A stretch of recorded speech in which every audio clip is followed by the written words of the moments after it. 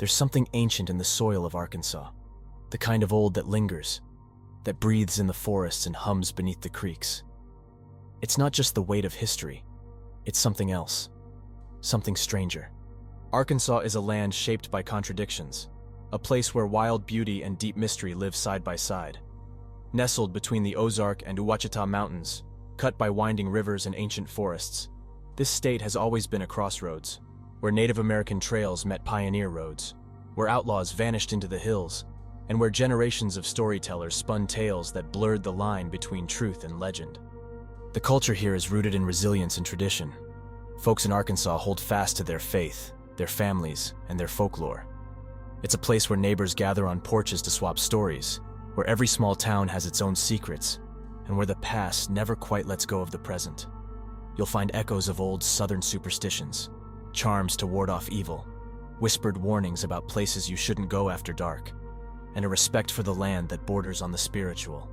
The state's history is woven with tales of Civil War battles, lost gold mines, and ghostly apparitions that linger in the ruins of once booming towns. But it's the lore, the stories passed down through generations, that truly defines Arkansas. Here, legends aren't just entertainment. They're a way of understanding the world, of making sense of the unexplained. These stories remind us that Arkansas is a place where the ordinary and the supernatural are never far apart. Tonight, we're diving into the heart of this mysterious state, where every shadow hides a secret, and every legend has a kernel of truth. Are you ready to walk the line between history and haunted, between what's real and what's just a twisted tale? Because in Arkansas, the land itself remembers, and sometimes it whispers back. Urban legend number 1. The Dog Boy on Quipman. There's a house on the corner of Mulberry and 2nd Street in Quipman, Arkansas. Just a quiet old home with weathered siding and tall trees shading the front porch. But for the people who grew up here, it's something else entirely. It's the place where Dog Boy lived. His real name was Gerald Floyd Bettis. Born in 1954 to Floyd and Aline Bettis, he was a strange child from the start. Neighbors remember him as a large, brooding boy with a volatile temper. He had a habit, an obsession really, with collecting stray animals. Dogs, cats, anything that wandered too close to the yard. They said he'd bring them into the house, but they never came back out. The stories started small. Odd noises at night, pets vanishing, Gerald walking the neighborhood in silence, staring too long, never smiling. Then things escalated. Local accounts describe him growing increasingly aggressive. His size and strength were intimidating, even as a teen. Some neighbors claim they saw him abuse his aging parents, his father especially. There were reports that Gerald locked his father in the attic for extended periods, treating him more like a prisoner than a parent. One former nurse, who requested not to be named, claimed she was sent to the house to check on the elder Bettis. What she saw rattled her to the core. Bruises, swelling, and a fear in the old man's eyes that said more than words ever could. When she returned with authorities, Gerald made sure the visit was cut short. Whispers spread through town, about the screams that came from inside the house late at night, about strange smells and shadows in the windows. But no charges were filed. No one intervened. In 1981, Floyd Bettis died under what many called suspicious circumstances. Officially, it was a fall from a window. Some believe Gerald pushed him. Others say he jumped. An escape from something far worse than pain. Aline, the mother, became reclusive after her husband's death. She rarely left the house.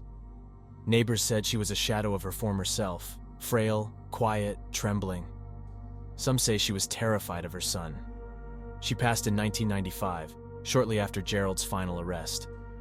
By then, Gerald Bettis had developed a reputation with law enforcement, not just for violence, but also for involvement with illegal substances. In 1986, he was arrested and convicted on multiple charges. He died in prison in May 1988. And yet, even in death, the legend didn't fade. The Bettis house sat empty for years. Then came the reports. Multiple homeowners who tried to live in the house described strange phenomena. Cold spots that moved through the rooms, doors opening and closing on their own, an oppressive feeling on the staircase, and the unmistakable sound of growling, sometimes directly behind them, even when no one was there.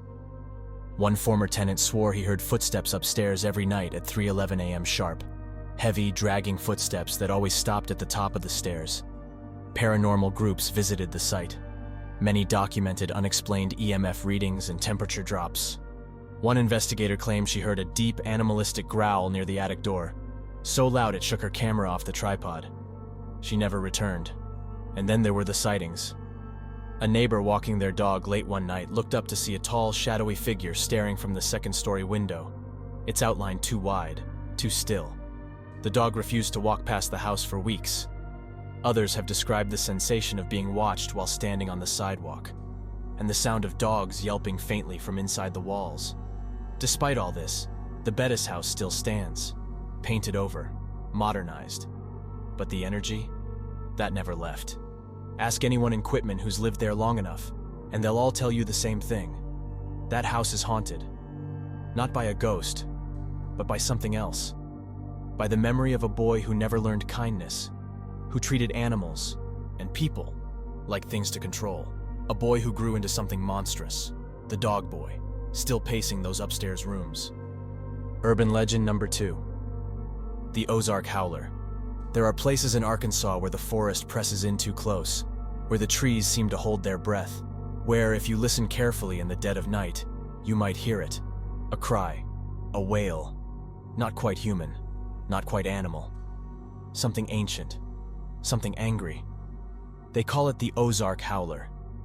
This cryptid, if that's what it is, has haunted the ridges and hollows of the Ozark Mountains for nearly 2 centuries.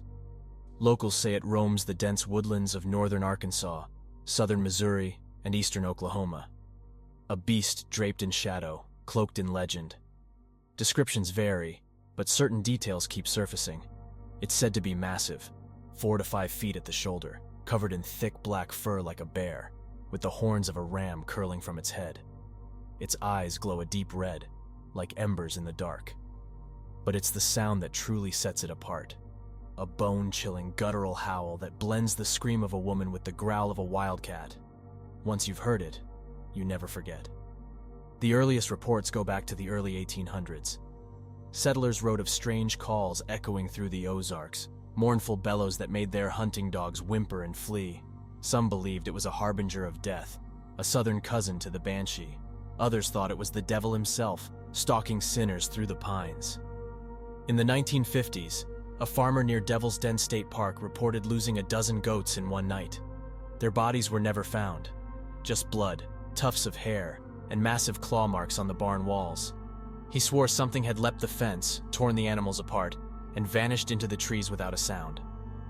Then, in the late 1990s, a group of campers claimed they were chased from their site deep in the Ozark National Forest by something huge. They never saw it clearly, only glowing eyes in the dark, and a growl so deep they felt it in their chests. They left everything behind. Tents, gear, even their food. No one went back for it.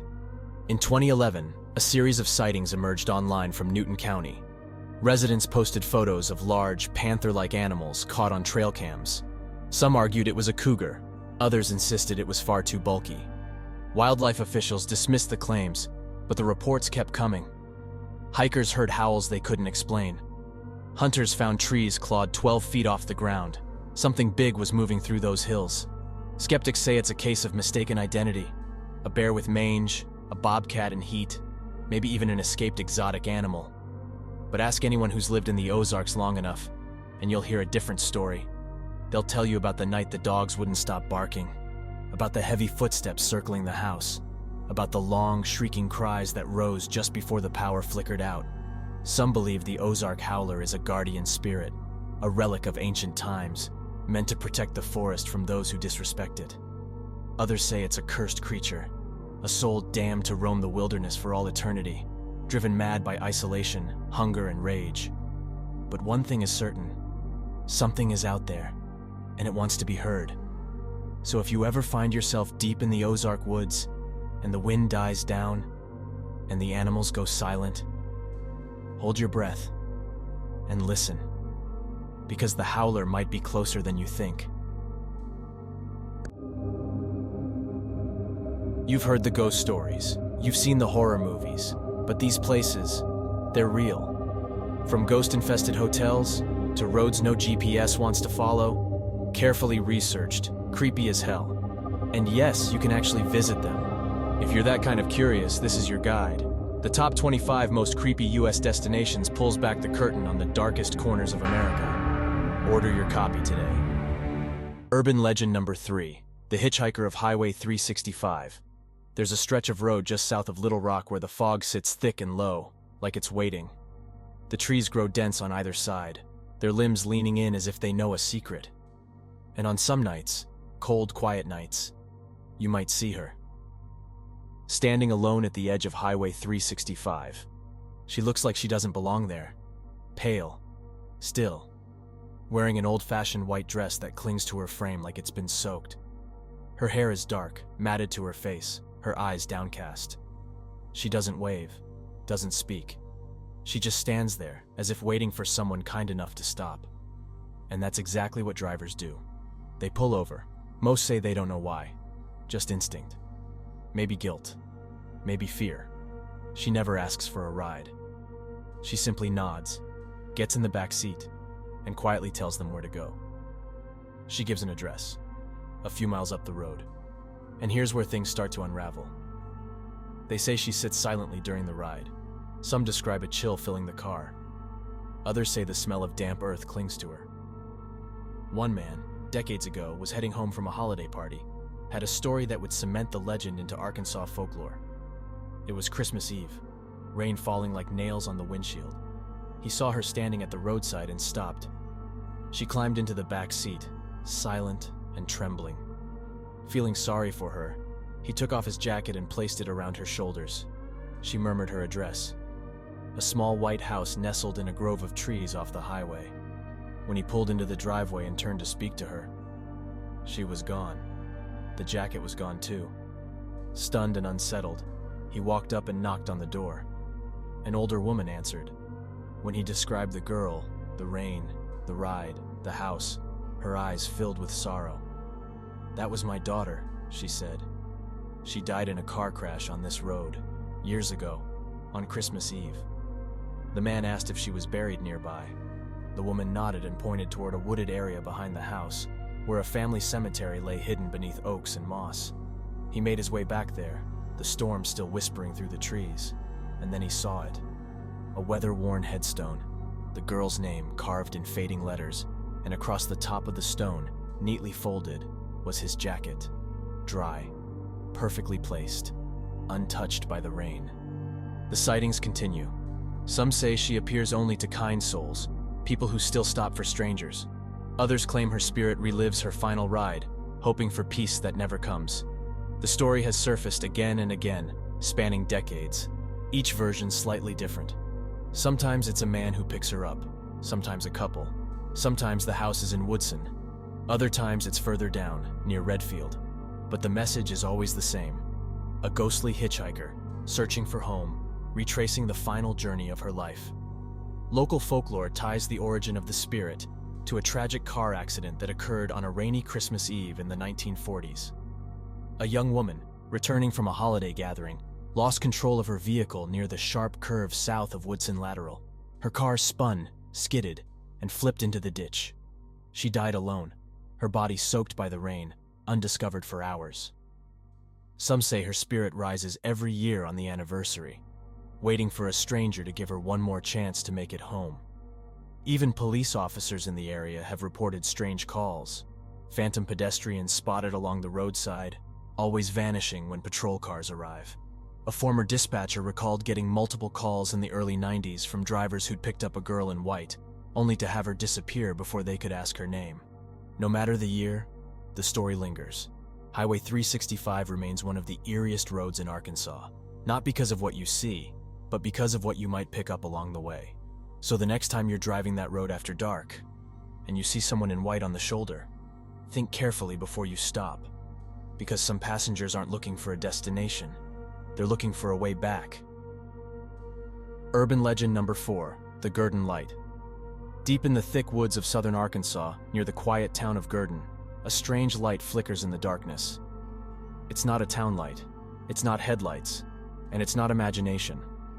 Locals call it the Girden Light, a glowing bluish-white orb that drifts silently above the old railroad tracks outside town. just past where the line bends into the trees. Some say it pulses gently, like a lantern swaying in a phantom hand. Others swear it moves with purpose, appearing, disappearing, then reappearing again farther down the track, as if leading someone, or luring them. The stories go back generations. It's been seen by teenagers, hunters, old-timers, and even out-of-town skeptics. But the tale most often told starts with tragedy. In the 1930s, these tracks were part of a bustling stretch of the Missouri Pacific Railroad. Freight, coal, and timber moved through here day and night, and a man named Will McLean worked the line, a respected foreman with a long history on the rails. Then came another man, Louis McBride. He was new, young, and deeply troubled. One frigid evening, in the depths of the Great Depression, the tension between them finally boiled over. Some say McBride was angry about his hours being cut. Others say there was a deeper grudge. Either way, what happened next was brutal. McLean was attacked along the tracks, beaten with a railroad spike maul, left there, bleeding into the dirt and cross ties. Some versions of the story say McBride cut off his head and left the body beside the rails. He was eventually arrested, tried, and sentenced to death. But the violence left a scar on the town, and not long after, the light began to appear. At first, people thought it was just swamp gas or headlights bouncing oddly through the woods. But when they hiked in on foot, deep into the forest, far from any roads, they still saw it. Floating, silent, cold. Some say it's the spirit of Will McLean, still searching for his lost head with a phantom lantern. Others claim it's something older, an energy trapped in the land, awakened by violence and sorrow. Real accounts only deepen the mystery. One former police officer admitted to seeing the light while patrolling the area. It hovered roughly shoulder height above the tracks, bobbing like it was carried by an invisible figure. When he approached, it blinked out, only to reappear 30 yards away, farther down the line. Couples have walked the path, hand in hand, hoping to catch a glimpse. Some leave with stories, others leave shaken. "I thought it was a joke," one woman wrote in an online forum. "We saw it, plain as day. It wasn't a reflection. It was floating right in front of us, and then it darted to the side, like it was watching us." Another visitor said she saw two lights, one blue and one green, spinning slowly around each other before disappearing behind the trees. No one has ever caught it. No one's ever touched it. And no scientist or skeptic has offered a definitive explanation. It's not headlights. There are no roads nearby. It's not power lines. They were buried long ago. And it's not a hoax. Too many people over too many years have seen the same thing. So the Girden Light continues. Night after night, a soft glow in the pine-dark woods.